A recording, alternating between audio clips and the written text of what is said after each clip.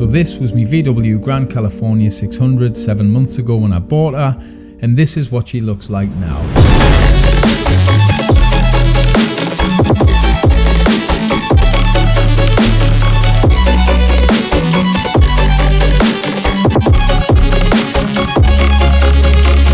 In this video, I'm going to actually explain what it's really like to live with a VW Grand California 600.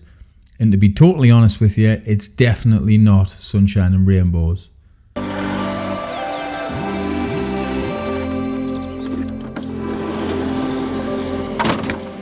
So it worked fine this time, but sometimes that step doesn't work properly. It grinds and it stays out a little bit, which sets off a noise which bongs the whole time, a bit like the seatbelt not being on.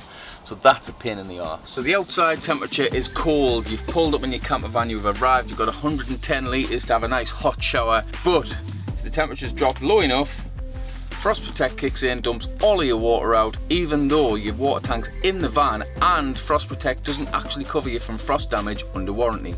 That is a big issue. Now, while we're on the subject of Frost Protect, it's just dumped all your water out because it's freezing cold. Now you've got an error code on your boiler that you can't clear till it's roughly 5 or 6 degrees, which it's not because it's just dumped all your water out. Because Frost Protect's kicking in, this VW will leave you in the shit at times. Now we learned from that and we carry a halogen heater which we can plug in, presuming we're on a campsite. If we're not, then we might as well go home, to be totally honest with you, because, well, if not, it's going to be freezing. I don't like being freezing.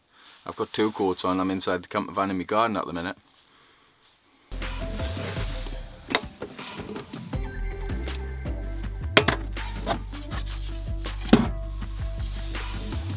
The tap drops off sometimes as well. So you've got all of this lovely bench space, you've got a little extender there which doesn't really do anything, but when you're cooking you've got both of them up, and the sink up, or even if you haven't, you need a little bit extra bench space, so that's why they put this nice handy shelf here, which is great. You pop it up, but then you can't put it anywhere because the bed's in the way. Now if you put the bed down, that's fine, yes, but now one, you're cooking where your head's going to lie, that'll smell.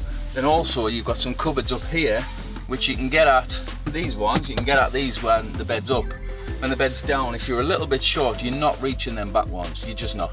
Now the cupboard space in here is great, you've got big storage aeroplane looking cupboards. This one's fantastic, it's got a big mesh thing in, which is good, providing that's the only one you use. If you use these for clothes like I do, and presumably everyone else that has one of these, you open it, every time everything comes falling out. Now if you're like me and you go for this big nice luxurious option with the bed at the top, which I've used once to store plates and things and bags, but if you do go for this rated one, just be mindful that now this is rated at 3.8 tonne. I wasn't told about that, but that means that I need a HGV license, which I've had to do. If you're old, you get that through grandfather rights, you don't need to learn how to drive a big thing like this, but apparently I do.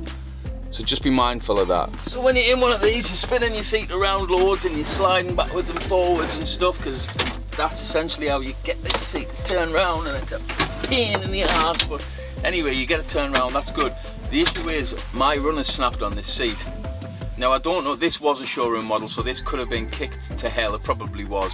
But if it wasn't, literally the metal bit just come off in my hand and I was stuck. My poor partner was stuck like this pretty much the whole way home.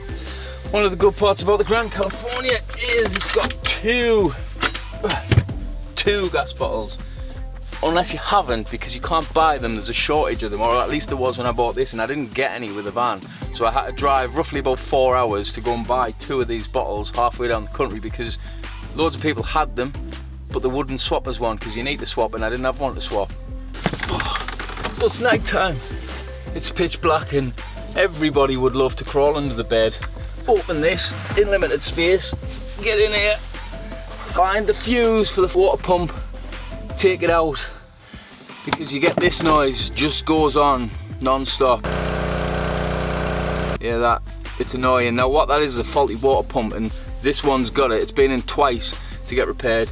Clearly it's still not repaired, so the easiest option is to take the water pump fuse out when you're not using it, otherwise the water pump just goes on non-stop. When you're driving, when you're asleep, or when you were asleep, now you're not, because your water pump's just gone off, hasn't it? So yeah, that's a nightmare. And getting through here, I'm a slightly portly gentleman. It's not easy, so the missus has to do it. Oh, you might have seen the little video that people have put on the nice little windscreen cover that you get from VW in this. Just put it in the bin, it's terrible. It's like trying to put a tent up in a cupboard, honestly it's a nightmare. Get one of these, they're about 95 quid roughly. It's for a crafter, just fits around the outside on the wing mirrors and everything's fine. If you want to be stealthy, you would just put a curtain inside. Putting half a tent up in your front window is not really going to make a difference anyway. Just the faults alone, this campervan's been in a VW van centre now for roughly around about 7 or 8 weeks in total of the 6 to 7 months that I've owned this. And every time, as much as the service centre in Teesside, which I use, is great, none of them have a clue what they're doing. Now I'm not being harsh, there's not many of them about, so it's not like they get to practice on many.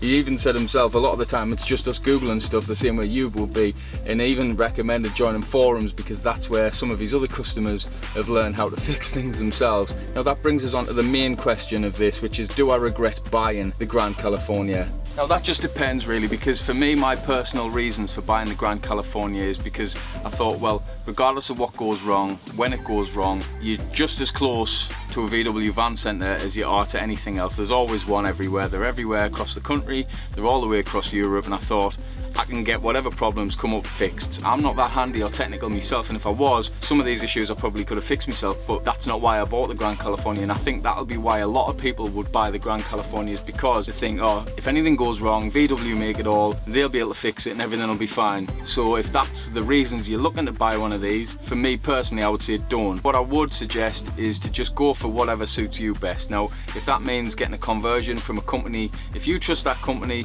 and you're happy with the company and you think the van's good, go for it, because at the end of the day what you are doing is you're driving essentially a house on wheels. How much goes wrong at home? Now put that on some wheels, jiggle it about loads, drive it all over the country. These things do go wrong, and I think this camper van, for me anyway, falls in the bracket of people who are not that handy or people of a slightly older age would probably buy this kind of thing. Now I understand the fact that everyone might think I hate this camper van and I've had loads of issues, and I have, but it is literally a massive love and hate. When this works, it's phenomenal. I love it. I think it looks amazing. I've spent a fortune getting it all modified so it looks a bit cooler than it does standard, because it does look grandari at the beginning.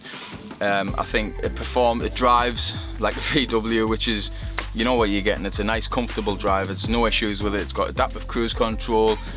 When it's windy, it's a little bit ropey, but other than that, it's a fantastic drive as well. If you're expecting to buy something like this and not have any issues, your expectations are wrong. That was mine, because I never had any issues at all with the California Ocean, not a single one in the whole 16,500 miles I put on it. This one, I don't know, no, I don't regret it, no. You might though. Well, it depends what you want, and really depends what your expectations are, but I don't regret it. Sometimes I do, I hate it, but sometimes I love it as well.